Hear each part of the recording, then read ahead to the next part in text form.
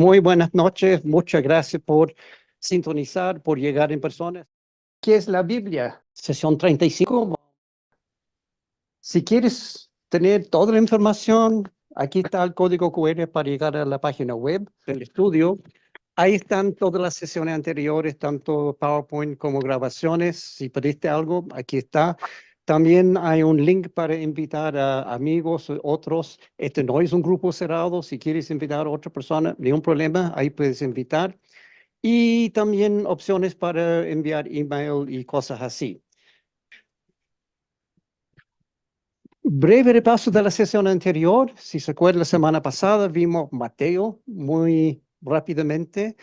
Él escribió para el pueblo judío con un propósito muy específico, demostrar que Jesús es el Mesías del Antiguo Testamento. Y por eso él cita mucho los textos del Antiguo Testamento, creo que 60 y tantas veces cita textos, porque está probando a los judíos diciendo, esta profecía Jesús lo cumplió, este otro también. Ese es su propósito. Él fue testigo ocular a todos los eventos, fue primero discípulo, después apóstol. Entonces él tenía como asiento en primera fila de toda la vida, todo el ministerio de Jesús. Por lo tanto, lo que él tiene grabado en su libro es bastante fiel. Él estaba presente en todo.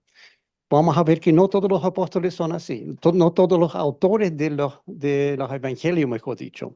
Vimos que el pueblo judío esperaba otro tipo de Mesías. Ellos están esperando un guerrero, un político, un David 2.0 que iba a ganar y atacar a los romanos y echar a los romanos y poner Israel de primera. Otra vez, eso fue lo que ellos esperaban. Entonces, cuando llegó Jesús y no hizo eso, rechazaron. Y por eso Mateo escribió su libro, para mostrar, ustedes, señores judíos, están equivocados, porque Jesús es el Mesías. Eso fue el propósito real de escribir su libro, de probar que el pueblo judío se equivocó. Y también tenemos un breve repaso de todas las sesiones anteriores, y esto es interesante. Número de veces cada sesión ha sido visto según el servidor. Ahí quizás los números están un poco chicos, pero van entre 200, 300, 500.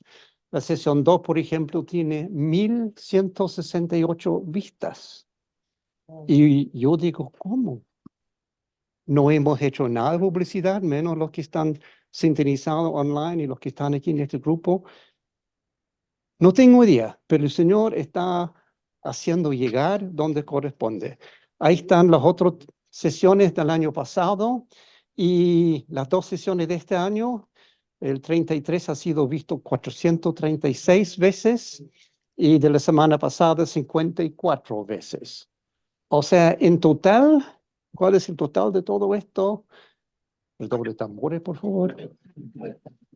9.459 vistas.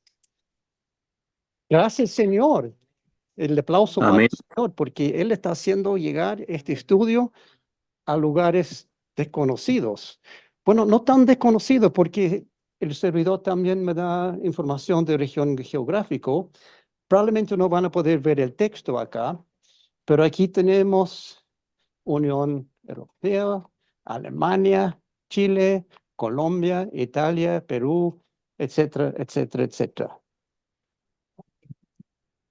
Chile aquí dice 4%. O sea, solamente un 4% de toda esta vista están aquí en el país. Si queremos, vemos por país, en tabla, aquí dice hay un total de 57 países donde hemos llegado. Ahora, algunos de esos son seguramente hackers que están tratando de entrar al servidor. No hay que decir que hay 57 países representados, pero por lo menos 10, 15 que están bajando y mirando y estudiando la palabra. Y eso es el propósito de este estudio. Y si quiere ver por contenido, esto sí es interesante, tampoco lo van a poder ver a esa distancia, pero aquí este solamente en enero, el más bajado con 325 veces era la sesión 33, Introducción al Nuevo Testamento. Pero los demás, 50 veces, 46 veces, 43 veces, estudios, profecía y los tiempos finales, o sea, un estudio que hicimos hace 3 años atrás, sigue siendo bajado muy popular hasta hoy día. Gracias, Señor. Gracias. No sé quién está mirando, pero conéctate, sintoniza. Hay posibilidad de sintonizar por todo el mundo. El Señor ha hecho posible todo esto. Entonces, sigamos descubriendo qué es la Biblia. Sesión 35, vamos a ver el libro de Marcos hoy. El autor de Marcos es Juan Marcos. Vamos a saber un poco más de él después. Fecha escrita, aprox entre 55 y 65 después de Cristo. Los expertos siempre están conversando diciendo, no, yo pienso que 53, y el otro, no, yo pienso que 66.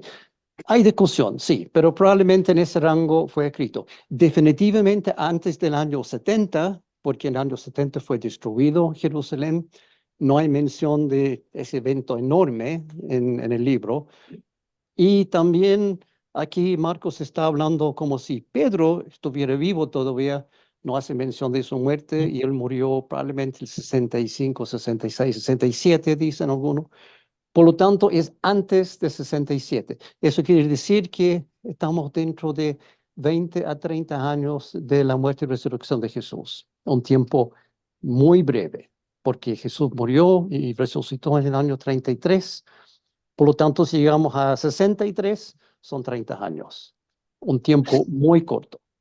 Contexto geográfico, Israel y Galilea. No olvide que Galilea no es Israel, está en Samaria, entre Samaria y Jordán y Asiria, todo eso. Versículo clave, Marcos 10:45. Porque ni aun el Hijo del Hombre vino para que le sirvan, sino para servir y para dar su vida en rescate por muchos. Palabra de Jesús explicando cuál es su propósito en venir a la tierra. Y esa última frase quizá lo más importante, para dar su vida en rescate por muchos.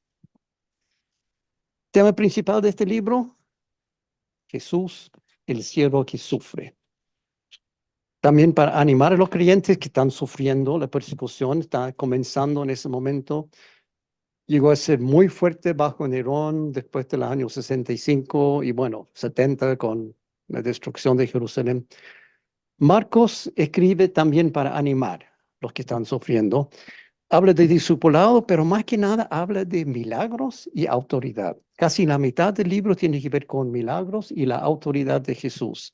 Propósito, destacar el ministerio de Jesús, sus enseñanzas, milagros, sufrimiento, crucifixión y resurrección. Cuando uno empieza a leer Marco, la cosa más obvia es que esto es rápido. Todo es dinámico, resumido, frases como de inmediato y pronto, enseguida, instante, luego, están ocurriendo cada rato en el libro. Jesús va a un lugar y hace un milagro y de repente están en otro lugar y enseguida están haciendo otra cosa. Todo es muy rápido, muy acelerado. Por ejemplo, vemos solamente algunos ejemplos del capítulo 1, 3 versículos, 4 versículos que están muy juntos. 1:23 dice, de repente, en la sinagoga un hombre que estaba poseído un espíritu maligno, bla, bla, bla. 6 versículos después, tan pronto como salió de la sinagoga, Jesús fue con Santiago y Juan a casa de Simón y Andrés. Terminó eso, al instante se le quitó la enfermedad y quedó sano. Jesús lo despidió enseguida con una fuerte advertencia. Se nota como está como corriendo, Marcos. Quiere seguir y seguir y seguir y no parar. Sigamos. 1:12 al 13, y este es interesante. Voy a leer primero 12. Enseguida el Espíritu Santo le impulsó a ir al desierto y allí fue tentado por Satanás durante 40 días. Eso vimos la semana pasada en Mateo. Hay todo un relato largo que Satanás lo tentó, lo llevó por aquí, por allá, y el Señor cada vez contestó, escrito está. Y es largo. ¿Quieres ver toda la historia de la tentación de Jesús en Marcos estaba entre las fieras y los ángeles lo servían. Fin. Eso es. Se nota que él deja afuera todos los detalles y llega a lo medular. Fue tentado, lo ministró los ángeles y listo. Todo el libro de Marcos es así, breve, acelerado, es como Evangelio Express. Todas sus descripciones son cortas, resumidas, y la acción salta rápidamente de escena en escena. Vamos a ver mucho de eso hoy día, generalmente sin entrar en detalle profundo. En la segunda mitad del libro sí, va entrando más en detalle, pero inicialmente va como ametralladora. Por lo tanto, este libro es el más corto de los 4 evangelios. Tiene apenas 16 capítulos. Los demás tienen entre 21 y 28. Diferente a Mateo y Lucas, no hay genealogía en Marcos. Tanto Lucas como Mateo empiezan hablando de todos los ancestros de Jesús. Vimos la semana pasada que Mateo comienza con Abraham y sigue, después pasa por David y todo, y llega a José, que dice que fue el marido de María, mamá de Jesús. Lo mismo en Lucas, pero él va en orden revés, lo vamos a ver la próxima semana, pero aquí en Marcos no hay. No comienza con el nacimiento de Jesús, sino con su bautismo. O sea, 30 años después. Cuando Jesús tiene más de 30 años, ahí recién comienza Marcos. Marcos 1, 1 al 11. Comienzo del Evangelio de Jesucristo, el Hijo de Dios. Sucedió como está escrito en el libro del profeta Isaías. Yo estoy por enviar a mi mensajero delante de ti, el cual preparará tu camino. Voz de uno que grita en el desierto. Preparen el camino para el Señor, háganle sendas derechas. Así se presentó Juan, bautizando en el desierto y predicando el bautismo de arrepentimiento para el perdón de pecados. Toda la gente de la región de Judea y de la ciudad de Jerusalén acudía a él. Cuando confesaban sus pecados, él los bautizaba en el río Jordán.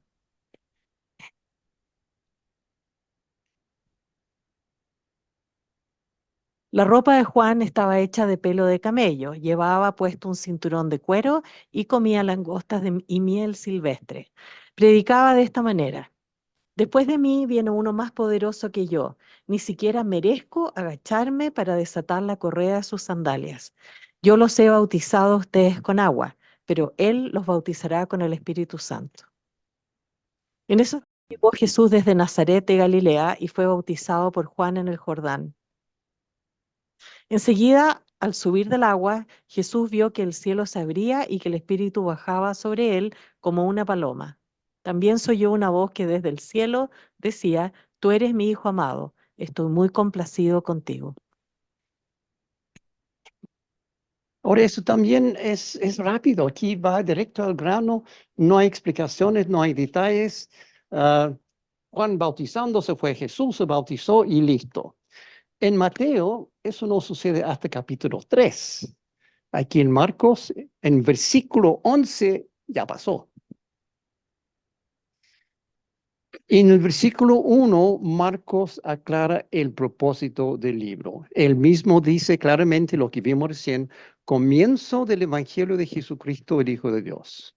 Evangelio, otra palabra para buena noticia, buenas nuevas.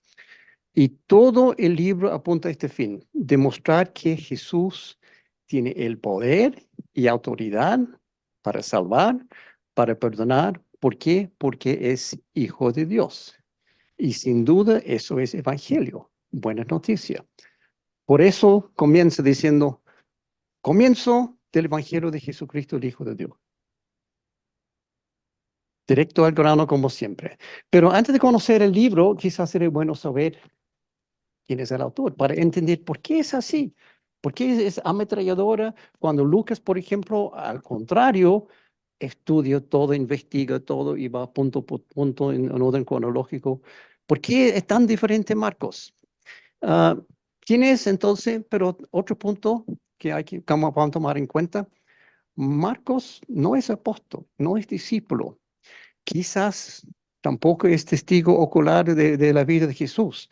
Quizás vio alguna cosa, pero no como los discípulos que estaban ahí presentes siempre. Entonces, ¿por qué está su libro en la Biblia si no fue testigo ocular? Buena pregunta. Bueno, sabemos bastante referente a Marcos por un evento contado en otro libro, Hechos, escrito por Lucas. Hechos, creo que quizás saben, es la historia de la iglesia primitiva. Va siguiendo los apóstoles, dónde van, qué están haciendo, qué ciudades están visitando, qué está sucediendo en contra de ellos. Todo eso está en Hechos, historia de la iglesia. Entonces, Hechos 12, vamos a leer una parte aquí que dice, En ese tiempo, el rey Herodes hizo arrestar a algunos de la iglesia con el fin de maltratarlos. A Santiago, hermano de Juan, lo mandó a matar a espada. Al ver que esto agradaba a los judíos, procedió a prender también a Pedro.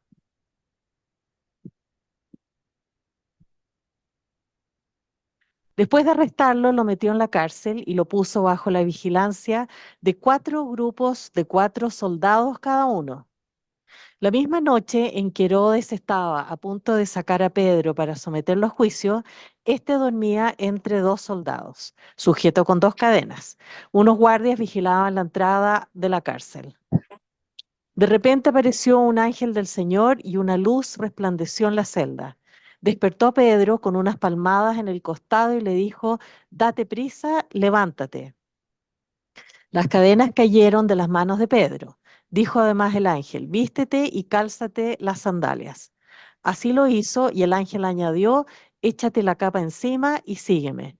Pedro salió tras él, pero no sabía si realmente estaba sucediendo lo que el ángel hacía. Le parecía que se trataba de una visión. Pasaron por la primera y la segunda guardia y llegaron al portón de hierro que daba a la ciudad. El portón se abrió por sí solo y salieron. Caminaron unas cuadras y de repente el ángel lo dejó solo. ahora lo más probable es que están diciendo, no hay que ver. Eso, ¿cuál es la conexión con Marcos? Aquí no está hablando de Marcos, está hablando de Pedro, que está en la cárcel y milagrosamente llega un ángel y lo saca. Bueno, vamos a seguir leyendo los versículos siguientes. Entonces Pedro volvió en sí y se dijo, ahora estoy completamente seguro de que el Señor ha enviado a su ángel para librarme del poder de Herodes y de todo lo que el pueblo judío esperaba. Cuando cayó en cuenta de esto, fue a la casa de María, la madre de Juan, también llamado Marcos, donde muchas personas estaban reunidas orando. Llamó a la puerta de la calle y salió a responder una criada llamada Rode. Y no vamos a continuar con la historia, pero si quiere ver en la Biblia, esa mujer que contesta a la puerta tan sorprendido que no deja entrar. Deja la puerta cerrada, va corriendo adentro, dice, está aquí Pedro. Y dice, no, está loco, no está Pedro, está en la cárcel. Bueno, toda una historia larga, pero punto interesante, lo más importante aquí, ¿dónde llega Pedro después de este evento? A la casa de Juan Marcos. O sea, es alguien de confianza de Pedro, porque su primer pensamiento al salir de la cárcel, ¿el dónde voy? A la casa de Juan Marcos. No está pensado en ningún otro lado porque confía en Juan Marcos y su madre María. Ahora, no hay que confundir, hay muchas Marías aquí en el Nuevo Testamento. María, la madre de Jesús, María, madre de Juan Marcos, otra María, María este, María el otro. No hay que confundirse con la María. Esta es María y es una mujer, después entendemos, adinerado, tiene su propia casa. Juan Marcos es su hijo. Entonces viene de buena familia, este Juan Marcos. Más tarde, Pedro llegó a considerar a Marcos como su hijo espiritual. En el saludo al final de su primera carta, en 1 Pedro capítulo 5, casi al final, Pedro dice, saludos de parte de la comunidad que está en Babilonia, escogido como ustedes y también de mi hijo Marcos. Está hablando de Juan Marcos. No es su hijo de sangre, sino su hijo espiritual. Llegó a ese punto de confianza. Entonces, hombre de confianza de Pedro, pero también era amigo de Pablo. En una oportunidad, Juan Marcos acompañó a Pablo en uno de sus viajes. Y esto sucedió así, Hechos 13, 5 y 13. Bernabé y Saulo, enviados por el Espíritu Santo, bajaron a Seleucia y de ahí navegaron a Chipre. Al llegar a Salamina, predicaron la palabra de Dios en las sinagogas de los judíos. También tenían también a Juan, Marcos, como ayudante. Pablo y sus compañeros se hicieron a la mar desde Pafos y llegaron a Perge de Panfilia. Juan, Marcos, se separó de ellos y regresó a Jerusalén. Aquí el texto dice Juan, yo agregué Marcos para aclarar de qué Juan estamos hablando, porque también, como hay mucho María, hay mucho Juan también. Este es Juan Marcos, que acompaña aquí a Bernabé y Saulo, o sea, Pablo, en su viaje. Y llega un punto donde Marcos dice, bueno, chao, voy a Jerusalén. Y aquí al ver esto, es, bueno, ok, se fue.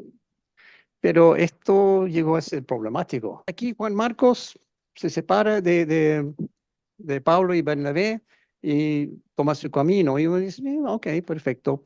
Pero poco después,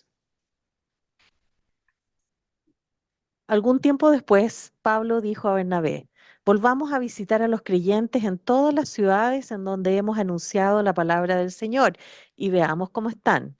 Resulta que Bernabé quería llevar con ellos a Juan, a quien llamaban Marcos, pero a Pablo no le pareció prudente llevarlo porque los había abandonado en Panfilia y no había seguido con ellos en el trabajo. Se produjo entre ellos un conflicto tan serio que acabaron por separarse. Bernabé se llevó a Marcos y se embarcó rumbo a Chipre. wow, cosa grave. Parece que a Pablo no le gustó nada que Marcos se había abandonado en esta oportunidad y ahora dice, no, no, no fue acompañado. Incluso esto es interesante porque hasta el momento Bernabé había acompañado a Pablo a muchos lugares. Esta es la última mención de Bernabé en la Biblia. Después de esto, no sabemos más de Bernabé. De Marcos sí, pero Bernabé se fue a Chipre y después no sabemos. Interesante, eso fue una discusión grande, grande, grande. Sin embargo, parece que la cosa entre Pablo y Marcos se solucionó eventualmente, porque muchos años después, cuando Pablo está en prisión, esperando ser ejecutado, pide a Timoteo que envíe algunas cosas que son muy importantes para él. Por favor, manda mi abrigo, tengo frío acá, y manda mis rollos, que lo necesito. Y una otra cosa que dice que mándame. Haz todo lo posible por venir a verme cuanto antes, pues Demas, por amor a este mundo, me ha abandonado y se ha ido a Tesalónica. Crescente se ha ido a Galacia y Tito a Dalmacia. Solo Lucas está conmigo. Recoge a Marcos y tráelo contigo, porque me es de ayuda en mi ministerio. Toma en cuenta, segundo Timoteo, capítulo 4. Este es el último capítulo de la última carta de Pablo. Él sabe que está a punto de morir. Ha sido condenado ya a muerte, tiene poca esperanza de salir. Está en la cárcel Mamertina en Roma, justo antes de su ejecución, y él dice, mándame Marcos. Quiero que Juan Marcos me acompañe en este momento. Entonces, algo con los años habían logrado superar ese problema de antes. Y para poner esto en contexto, esa es la cárcel Mamertina. Ahí está preso Pablo. Bueno, Pedro también en otra oportunidad, pero en este momento cuando él escribe segundo Timoteo, estaba aquí, en esa cárcel. Con Joana tuvimos la bendición de ir a Roma el año antepasado y fuimos al Mamertina. Está abierto, uno puede ir tal cual, eso es, hoy en día, exactamente igual a cuando estaba Pablo 2000 años atrás. Y honestamente eso fue el punto más alto de nuestro viaje a Roma. Ir a esa cárcel y bajar estos 4 niveles subterráneos, no es a nivel de calle. La única entrada es ese hoyito en el techo. Bueno, hoy en día obviamente tiene escaleras para bajar, pero en ese momento la entrada y salida era acá, un hoyo que no está cerca del Foro Romano, como un poco más al norte del Foro Romano, al extremo donde está el arco de, no sé cómo se llama, ahí está, frente a ese lugar. Y uno va a Roma y al Coliseo, está lleno, tiene filas de personas para entrar. Vaticano también. Aquí habíamos nosotros y una persona más, dos personas más. Y este realmente fue impresionante, pensando, aquí mismo pasó Pedro su último momento, aquí mismo pasó Pablo su último momento, y estaba aquí junto con Marcos. Marcos probablemente llegó, está ahí al lado. Es un, esto, eso creo que nos impresionó mucho más que el Coliseo. Por todo lo anterior, sabemos que Marcos era muy cercano tanto a Pedro como a Pablo y los acompañó en sus campañas, en sus prédicas y también en su momento difícil, como está ahí al lado de Pablo, sabiendo que va a morir en cualquier momento. Incluyendo en la cárcel Mamertín está probablemente Juan Marcos y junto con otra persona también, Lucas, porque Pablo dice, tráeme a Marcos, yo estoy aquí solo con Lucas. Entonces ahí estaba, imagínense, Pablo, Lucas y Marcos juntos en esa cárcel. Y una cosa, hay una teoría, no, la Biblia no dice nada, pero hay una teoría que cuando en 2 Timoteo, cuando Pablo dice, manda mis rollos, todos los documentos que tengo, mándamelo, probablemente era para pasarlo a Lucas, que está haciendo su investigación en este momento para escribir.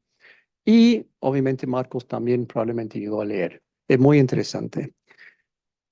O sea, a pesar de que no fuera apóstol ni testigo ocular de la vida de Jesús, podemos confiar en la palabra de Juan Marcos porque estaba con Pablo, con Pedro, con Lucas.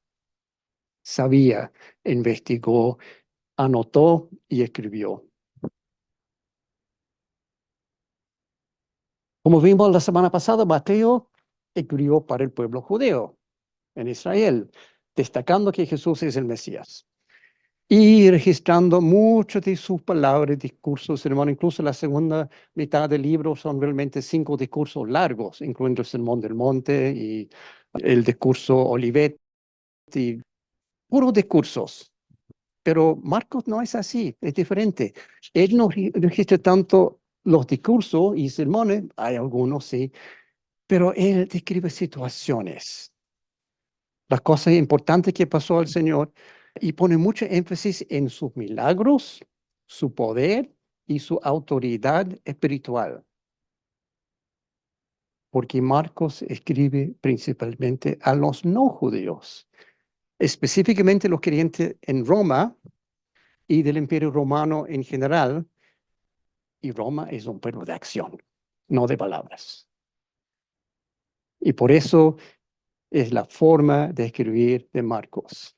Los romanos como nación sabían de poder y soberanía, autoridad, por eso habían conquistado todo, es como su fuerte. Sabemos conquistar, entendemos autoridad. Para ellos estos conceptos son importantes, no tanto palabras, sino hechos, acciones. Incluso en un momento, no sé si se acuerdan, cuando acerca un centurión, referente a su, creo que su hijo que está enfermo o hija, no me acuerdo, y al Señor y dice, está enfermo, y el Señor dice, te voy a acompañar. Y el tipo dice, no, no, está bien. Yo sé, yo entiendo de autoridad. Yo digo, ven, y viene. Entonces yo sé que tú tienes que decir la palabra y listo. O sea, el pueblo romano entendió de autoridad y cómo funcionan las cosas. Por lo tanto, Marcos destaca los hechos de Jesús y su autoridad y poder. Aquí tenemos algunos ejemplos, nuevamente en capítulo 1 y nuevamente ametralladora. La gente se asombraba de su enseñanza porque la impartía como quien tenía autoridad y no como los maestros de la ley. Todos quedaron tan asustados que se preguntaban unos a otros, ¿qué es esto?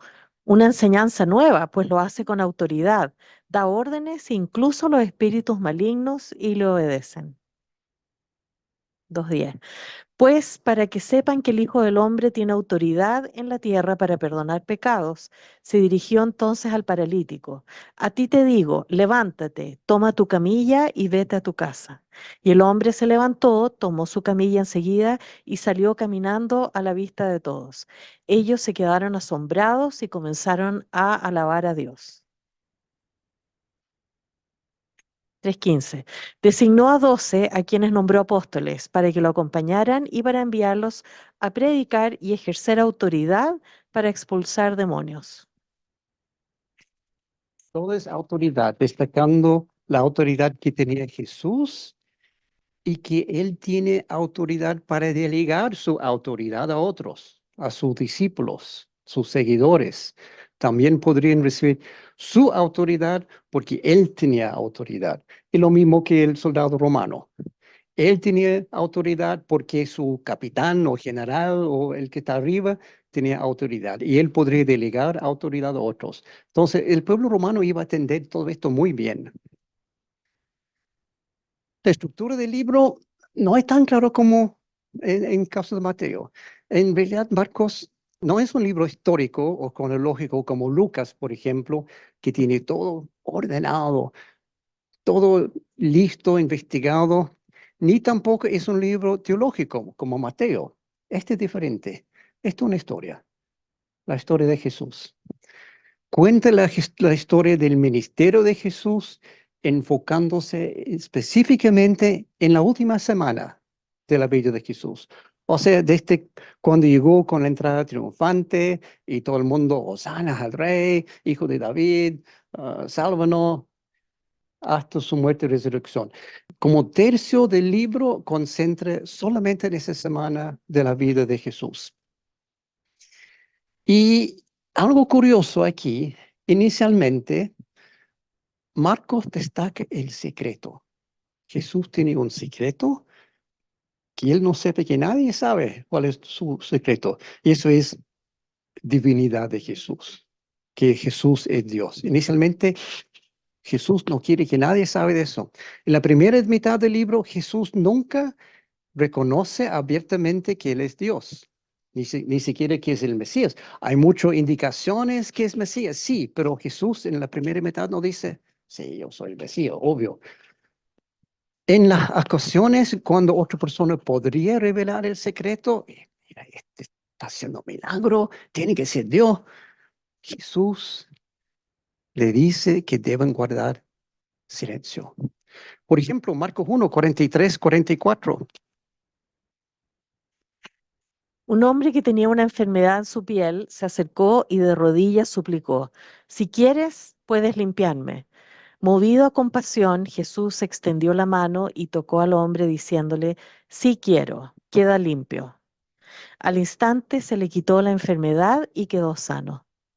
Jesús lo despidió enseguida con una fuerte advertencia. Mira, no se lo digas a nadie. Solo ve, preséntate al sacerdote y lleva por tu purificación lo que ordenó Moisés, para que les sirva de testimonio. Gran posibilidad de dar testimonio aquí.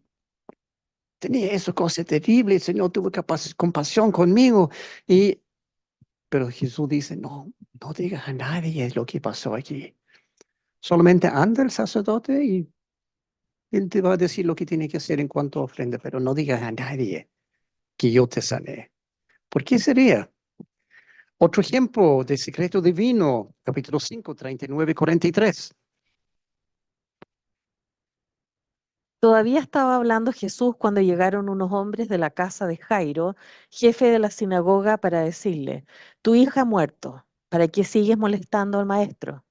Sin hacer caso de la noticia, Jesús dijo al jefe de la sinagoga, no tengas miedo, nada más cree.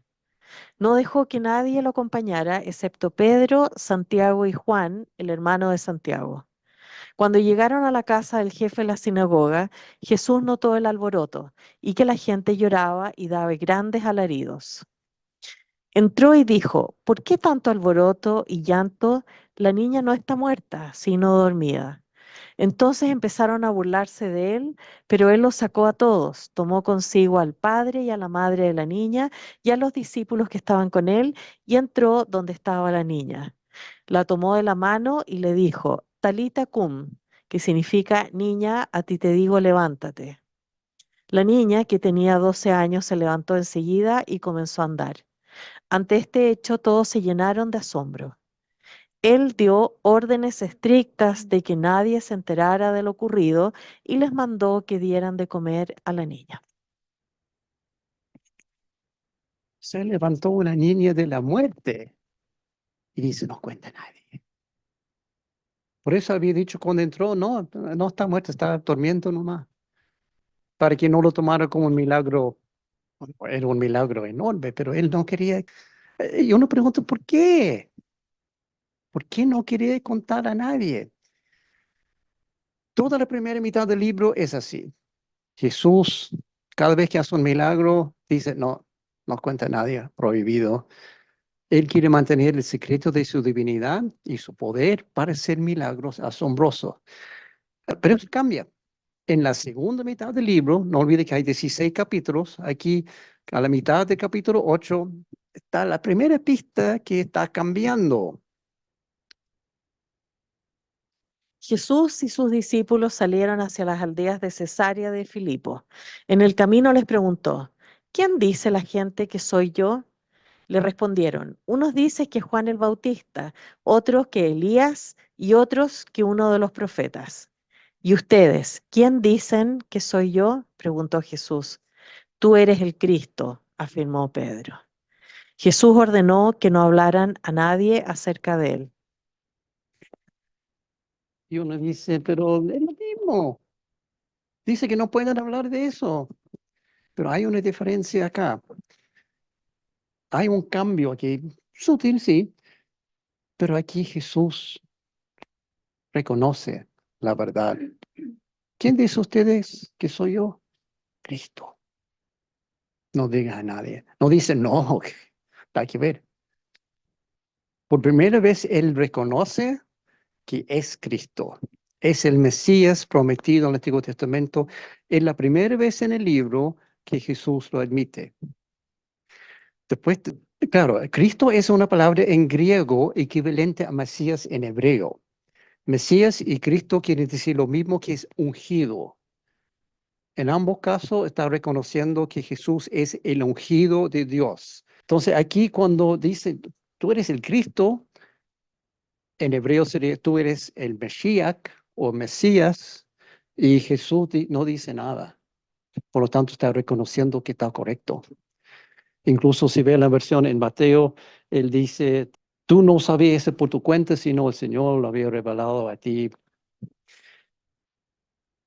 Sin embargo, Marcos también destaca la opinión de otras personas referente a quién es Jesús.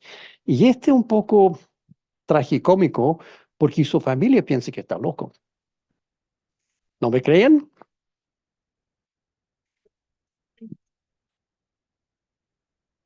Luego Jesús entró en una casa a la que acudió tanta gente que ni siquiera pudieron comer él y sus discípulos.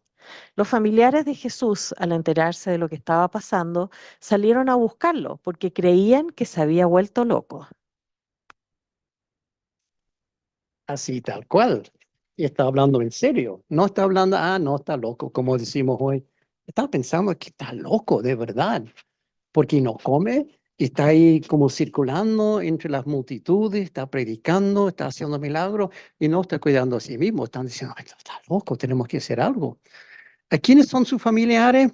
Por versículo 31, si quieres seguir leyendo, resulta que la familia se refiere a María, su madre, y a sus hermanos. Son por lo menos 5 varones, más por lo menos 2 mujeres, no sabemos cuántas mujeres, porque la Biblia solamente dice hermanas.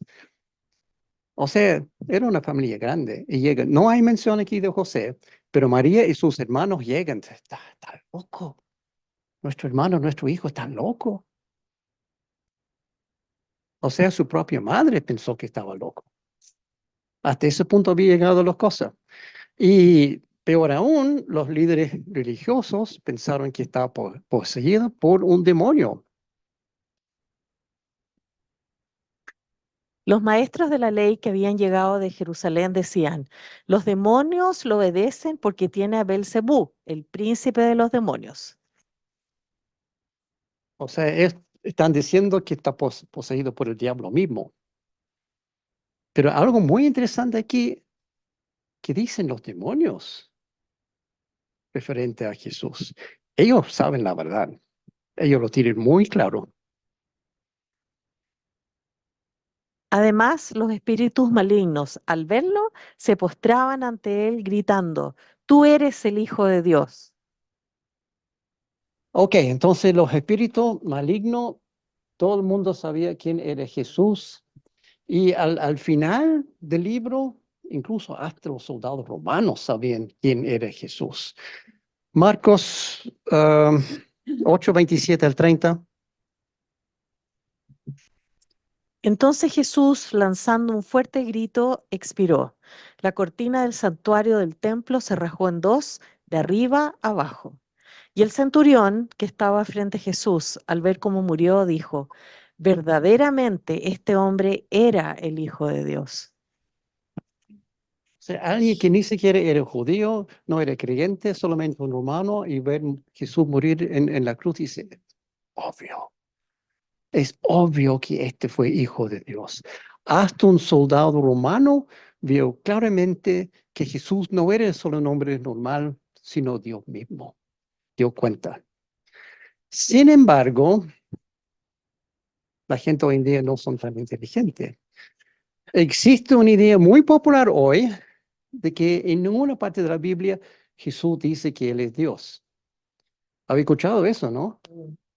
Sí, sí, hay muchos que piensan hoy en día, hasta creyentes dicen, no, Jesús nunca dice que es Dios. La Biblia no dice nunca que Jesús es Dios.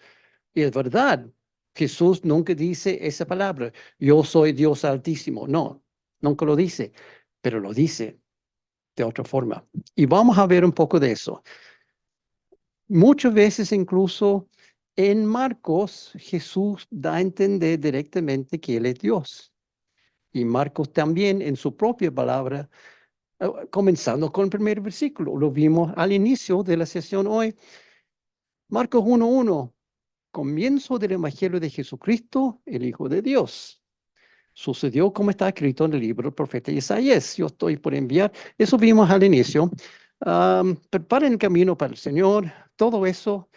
Y quizás está mirando eso y diciendo, pero ¿dónde aquí dice que Jesús está diciendo que Él es Dios? ¿En qué momento? Vamos mirando aquí. Primero, Marco destaca una profecía muy antigua de Isaías. Isaías vivió unos 600 años antes de Cristo. Y aquí Marco dice, escrito en el libro del profeta Isaías, que está escrito de que Dios iba a enviar un mensajero. Yo estoy por enviar un mensajero. Ahí está citando Isaías. Y el mensajero, resulta, ¿quién es el mensajero?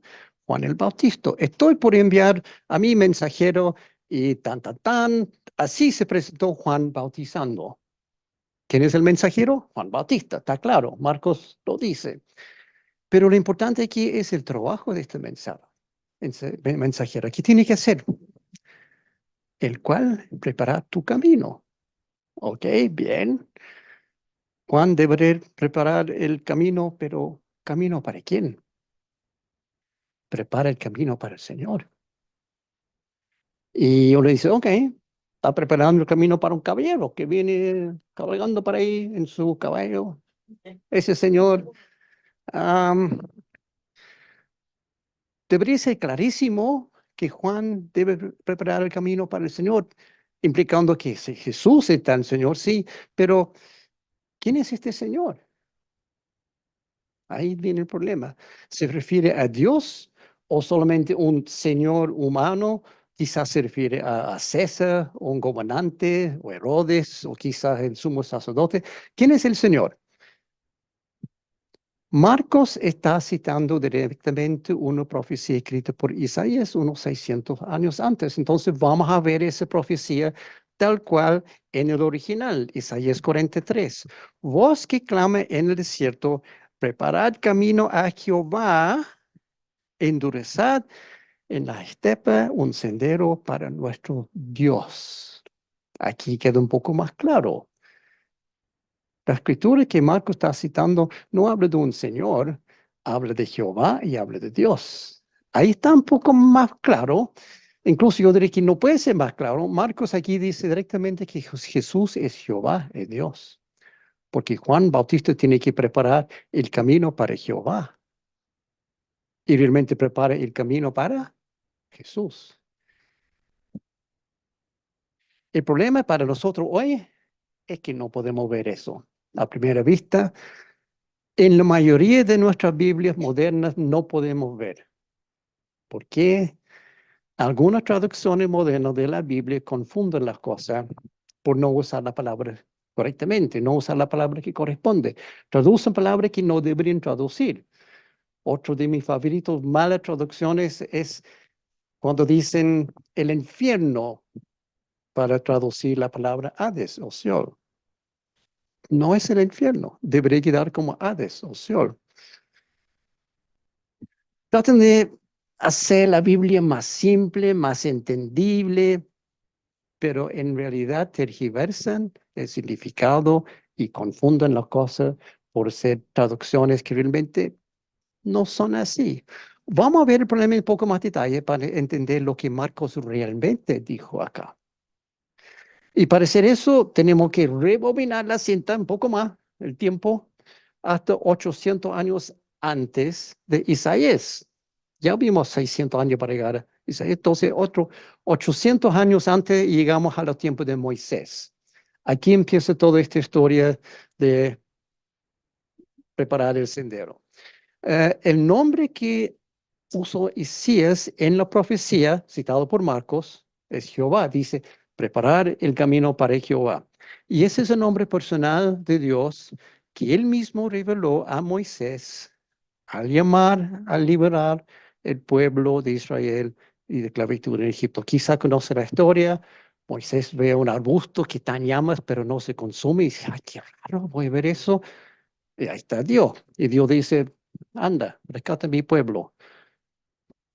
¿Cuál es la reacción después de mucha discusión? Moisés no quería hacer eso. Pero después de todo esto, aquí viene la conversación interesante. Éxodo 3, 13 al 15. Pero Moisés insistió. Supongamos que me presento ante los israelitas y les digo, el Dios de sus antepasados me ha enviado a ustedes. Si me preguntan, ¿y cómo se llama? ¿Qué les respondo? Yo soy el que soy, respondió Dios a Moisés. Y esto es lo que tienes que decirles a los israelitas. Yo soy, me ha enviado a ustedes. Además dijo Moisés, di esto a los israelitas, el Señor, el Dios de sus antepasados, el Dios de Abraham, de Isaac y de Jacob, me ha enviado a ustedes. Este es mi nombre para siempre. Está claro, ¿no? Aquí dice Jehová. Ah, no, en verdad no dice nada de Jehová. No lo menciona. Yahvé, Jehová, no está ahí. ¿Por qué? Porque estamos leyendo la traducción NBI, Nueva Versión Internacional. En general no es una mala traducción, pero en algunos casos se cae. Y esto es uno. Si buscamos una traducción de mejor calidad, tenemos algo levemente diferente. Por ejemplo, la Biblia de las Américas dice básicamente lo mismo, pero aquí entre medio dice, dijo Dios a Moisés, yo soy el que soy, pero destacado en mayúscula. Como haciendo notar, aquí, ojo, ponga atención, esto es diferente. Yo soy, me ha enviado a ustedes, y después sigue hablando de casi lo mismo, el Señor, etc.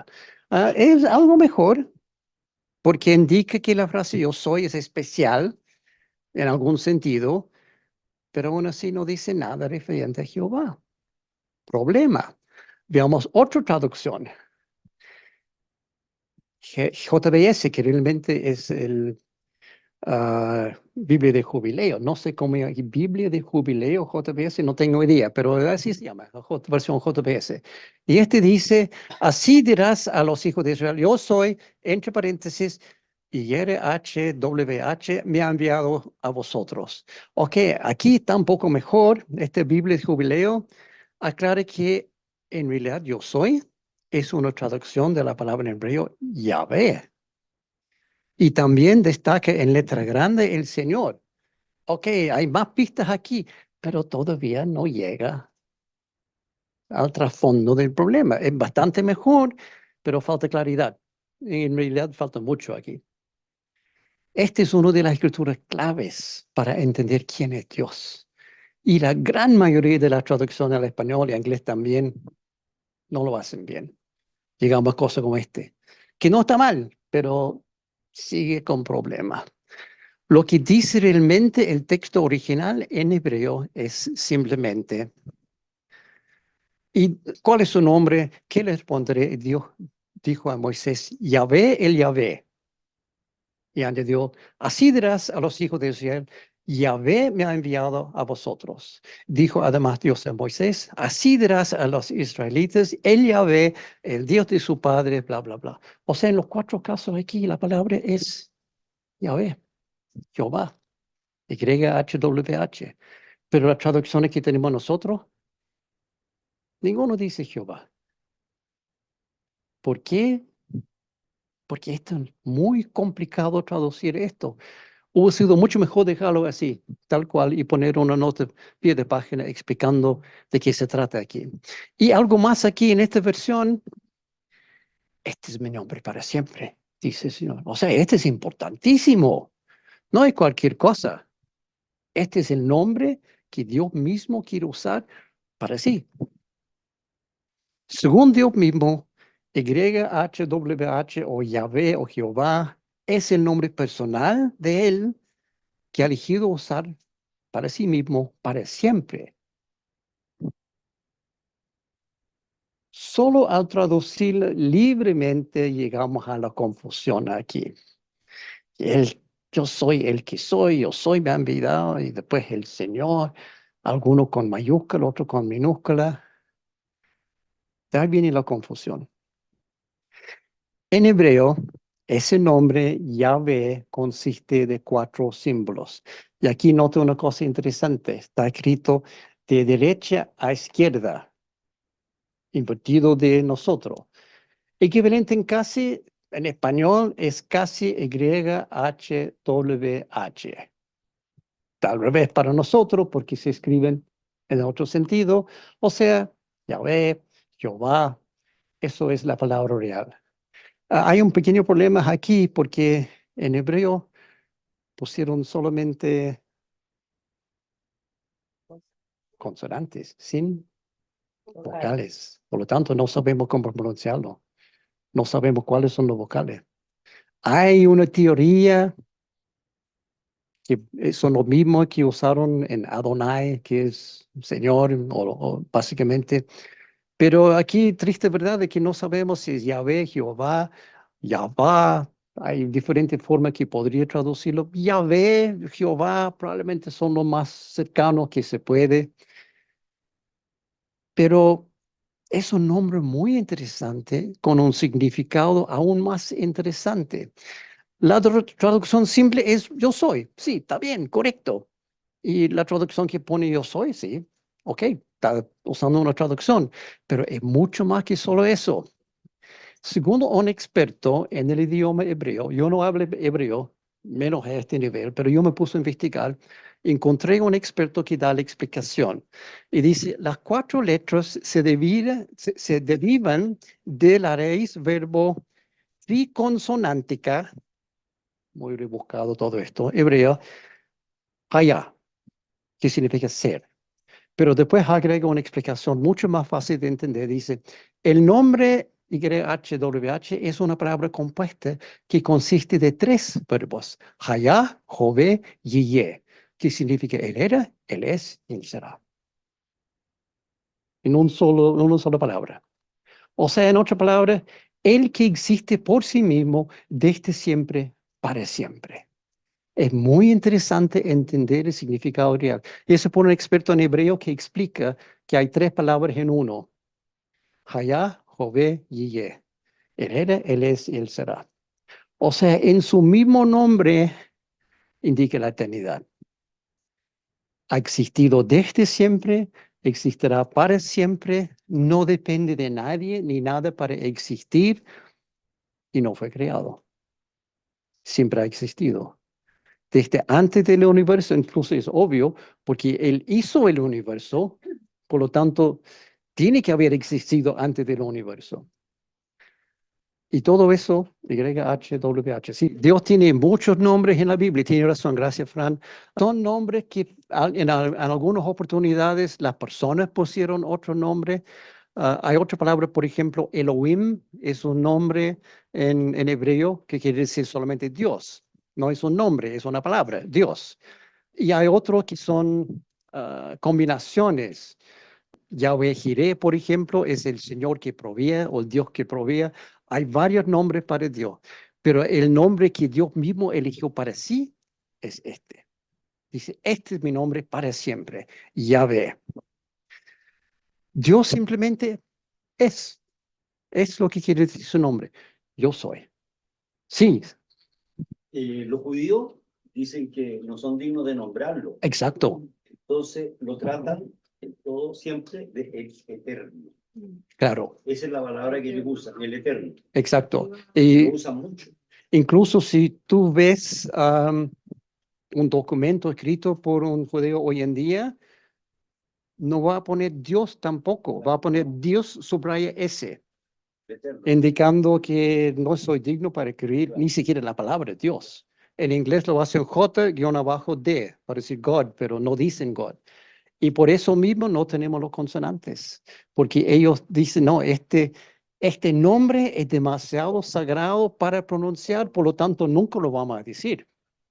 Y en eso están obedeciendo el primer mandamiento, que es el respeto para el nombre de Dios. No tendrá otro Dios antes de mí. Entonces, y después dicen, no tomarás mi nombre en vano. O sea, dicen, bueno, si nunca mencionamos su nombre, no podemos tomarlo en vano, entonces no podemos pecar. Como una forma rara de evitar el pecado. Pero el nombre de Dios es fascinante. 4 letras que dice tanto. Y resumido, Dios simplemente es.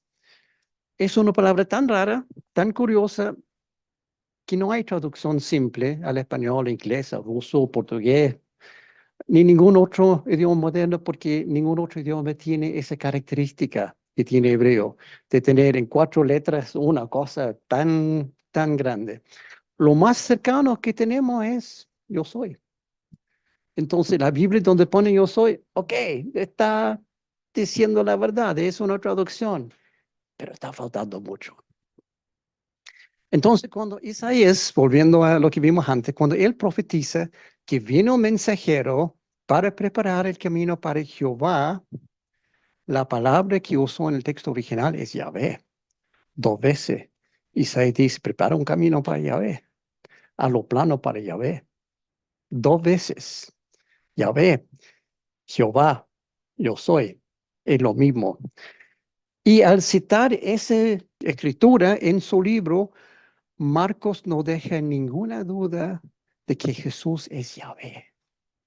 O sea, Jesús siempre ha existido. Jesús existe y siempre va a existir. Es Jehová, es Yahvé, es YHWH. Y no lo vemos porque en nuestras Biblias no tenemos la claridad necesaria. Por ende, es mentira que la Biblia no dice que Jesús es Dios. Aquí mismo, primero versículo de Marcos, dice claramente. El mensajero, Juan Bautista, tiene que preparar el camino para Yahvé. ¿Quién es Yahvé? Jesús.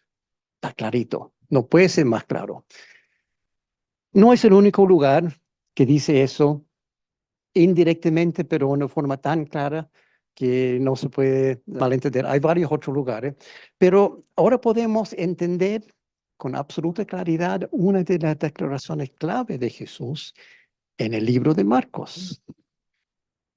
Llegamos al juicio de Jesús, bueno, juicio entre comillas, porque eso no fue un juicio, Pero frente a los líderes religiosos del pueblo, con el sumo sacerdote justo antes de la crucifixión. Esa es la escena, el contexto. Y dice así. Poniéndose en pie en el medio, el sumo sacerdote interrogó a Jesús: ¿No vas a responder? ¿Qué significan estas denuncias en tu contra? Pero Jesús se quedó callado y no contestó nada. ¿Eres el Cristo, el Hijo del Bendito?, preguntó de nuevo el sumo sacerdote.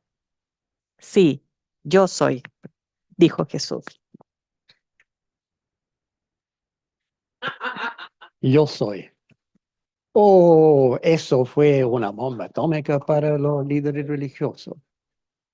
Jesús usó el nombre de Dios para referir a sí mismo. Está diciendo, yo soy Dios. Y para ellos, eso es pecado imperdonable. Para nosotros quizás no es tan claro, pero para ellos, los judíos, era clarísimo. Y sigue, vamos a tomar ese mismo versículo y ver lo que viene después. Sí, yo soy, dijo Jesús, y ustedes verán al Hijo del Hombre sentado a la derecha del Todopoderoso y viniendo en las nubes del cielo. ¿Para qué necesitamos más testigos?, dijo el sumo sacerdote, rasgándose las vestiduras. Ustedes han oído la blasfemia. ¿Qué les parece? Todos ellos lo condenaron como digno de muerte. Ellos entendieron claramente. Dios dijo, sí, yo soy. ¿Eres el Cristo? No soy el Cristo, yo soy Dios. Yo soy. Yo soy, dijo Jesús, y el sumo sacerdote rascando la vestidura es un signo de varias cosas, pero en este caso de rabia. Está diciendo, ¿qué dijiste?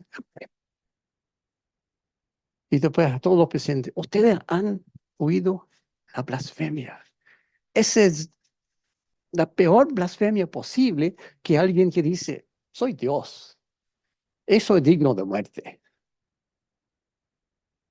Es exactamente lo que pasó. Lo que comenzó como secreto al inicio, que Jesús es yo soy, al inicio de Marcos comenzó secreto. Ahora Jesús lo declara fuertemente y públicamente en el momento preciso elegido por él. No lo había dicho antes porque no era el momento. Él tenía que esperar la fecha, el lugar y las personas exactas. Y cuando llega dice, yo soy. ¿Por qué? Porque eso era lo necesario para que lo mataran.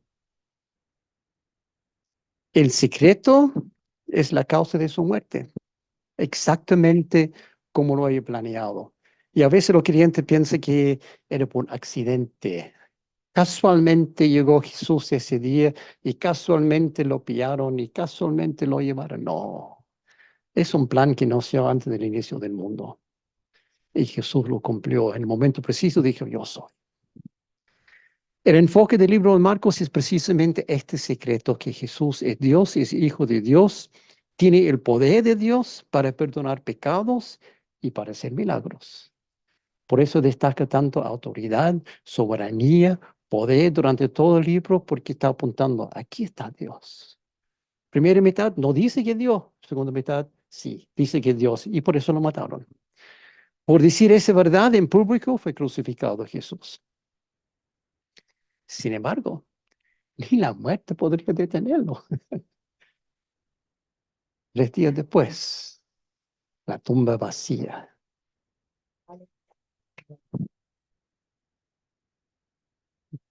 Jesús se levantó por el mismo poder de Dios. También registrado en Marcos. Brevemente, obvio, el último capítulo dice así. Cuando pasó el sábado, María Magdalena, María, la madre de Santiago, y Salomé compraron especies aromáticas para ir a ungir el cuerpo de Jesús. Muy de mañana, el primer día de la semana, apenas salido el sol, se dirigieron al sepulcro. Iban diciéndose unas a otras: ¿Quién nos quitará la piedra de la entrada del sepulcro? Pues la piedra era muy grande. Pero al fijarse bien, se dieron cuenta de que estaba corrida. Al entrar en el sepulcro vieron a un joven vestido con un manto blanco sentado a la derecha y se asustaron. No se asusten, dijo. Ustedes buscan a Jesús el Nazareno, el que fue crucificado. Ha resucitado, no está aquí. Qué palabra para celebrar, ¿no? No está aquí, ha resucitado, porque es Dios. La muerte no puede retener a Jesús. La palabra clave de Marcos referente a Jesús entonces es autoridad. Todo su libro apunta a autoridad, pero no cualquier autoridad, es la autoridad de Dios mismo. Jesús tiene autoridad y poder y soberanía sobre los demonios, sobre las enfermedades, sobre la naturaleza y sobre la muerte misma. O sea, es soberano sobre todo. No hay nada sobre lo que Jesús no tenga autoridad, porque Jesús es Dios. Ese es el punto central de este libro. Punto central de Mateo, Jesús es el Mesías. Punto central de Marcos, Jesús es Dios. Pero ¿qué significa para ti, para mí, hoy? Eso. Bueno, primero, Jesús merece exactamente la misma reverencia y respeto que Dios. Y a veces no lo tomamos en cuenta. A veces nos olvidamos de la divinidad de Jesús y lo tratamos como un amigo, un buen tipo, un compañero, un compinche. Oye, Jesús, amigo mío. No, no debe ser así. A veces nuestra relación con Jesús no es lo que debería ser. Incluso los demonios tenían mejor reacción que nosotros que vimos antes. Además, los espíritus malignos al verlo se postraban ante él gritando, tú eres el Hijo de Dios. Y nosotros lo tomamos como, oye, compinche mío, Jesús. Faltamos respeto, faltamos reverencia. Desafortunadamente, muchos cristianos y muchas iglesias hoy parecen haber olvidado quién es Jesús y no le tienen reverencia. Lo tratan como si fuera un vecino del barrio, no tomando en cuenta quién es realmente. Es triste, pero es verdad. No cometemos nosotros el mismo error. Reconocemos Jesús por quien es, Hijo de Dios, Mesías y Dios mismo. Pablo lo explica claramente en su carta a los Filipenses. Por eso Dios lo exaltó hasta lo sumo y le otorgó el nombre que está sobre todo nombre, para que ante el nombre de Jesús se doble toda rodilla en el cielo y en la tierra y debajo de la tierra, y toda lengua confiese que Jesucristo es el Señor, para gloria de Dios Padre. Esa es la actitud que deberíamos tener. Y aquí este está escrito en griego. Aquí la palabra Señor es kurios en griego, pero quiere decir lo mismo. El que es dueño de ti. Tu Señor es tu amo. Debemos todo el respeto, todo el honor, toda la reverencia a Jesús. Jesús es Dios sin duda, tiene el poder de perdonar tus pecados y de levantarte de la muerte para vida eterna con Él en el cielo. Sí. Solo por eso merece nuestra profunda reverencia. Porque Él estaba dispuesto a ir a la cruz por mi pecado, por tu pecado. Solo por eso merece gran respeto. Y a veces no lo tomamos en cuenta. También tiene poder para ayudarte en esta vida, claro, con todos los problemas que tenemos. No hay problema demasiado grande ni tampoco demasiado chico. A veces, no es pecar, no es la palabra aquí, pero a veces no tomas en cuenta, pensamos, ¿por qué voy a orar por eso? Es algo tan chico. Oren por eso, porque Jesús no va a molestar. Es Dios. No hay nada tan chico que Él no puede resolver, y tampoco hay algo tan grande que se escapa de su poder. Incluso hay un dicho que no es que digas a tu Dios cuán grande es tu problema. No, diga a tu problema cuán grande es tu Dios. Solo debemos tener fe en Jesús y orar. Orar por tu salvación primero. Si está mirando esta grabación y no eres salvo, por favor, busca la forma para ponerse en contacto con nosotros. Queremos conversar contigo para ayudarte a ser salvo, ser seguidor de Cristo, ser cristiano. Puedes orar por tu salud, por tu problema, por tu finanza, por lo que tiene en tu vida que no está funcionando como debería. Puedes orar por eso. Y también puedes orar por otra cosa. Y así termina el libro de Marcos. Igual que Mateo, Marcos también termina su libro con la Gran Comisión.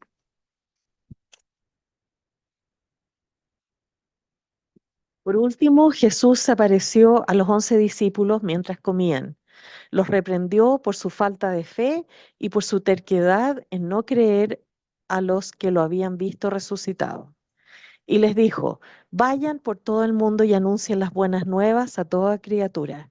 El que crea y sea bautizado será salvo, pero el que no crea será condenado. Después de hablar con ellos, el Señor Jesús fue llevado al cielo y se sentó a la derecha de Dios. Los discípulos salieron a predicar por todas partes. El Señor los ayudaba y confirmaba su palabra acompañándola con señales.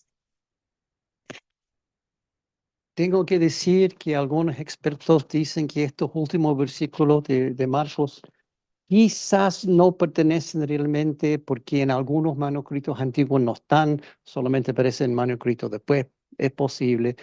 Pero todo lo que dice Marcos aquí está repetido en Mateo, en Lucas y en Juan, entonces no hay problema con eso. Y eso es el punto aquí. Vayan por todo el mundo y anuncien las buenas nuevas a toda criatura.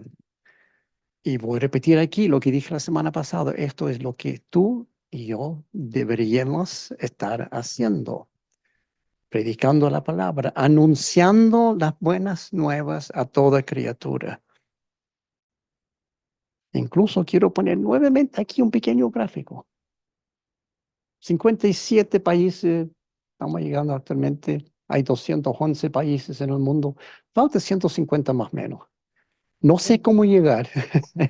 Ayúdenme, por favor, ustedes a llegar a los otros países. Si tienes amigos en un país o incluso ciudades externas a Santiago o incluso amigos dentro de Santiago, dale la conexión, porque eso es el comando, el mandamiento del Señor. Vayan por todo el mundo y anuncien las buenas nuevas. Y pueden hacerlo simplemente enviando el link para este estudio. Pero aún así, falta algo importantísimo referente al Evangelio. Eso es lo que falta. Continuará la próxima semana. Vamos a ver Lucas. Lucas, el médico, el que cuidadosamente estudia todo.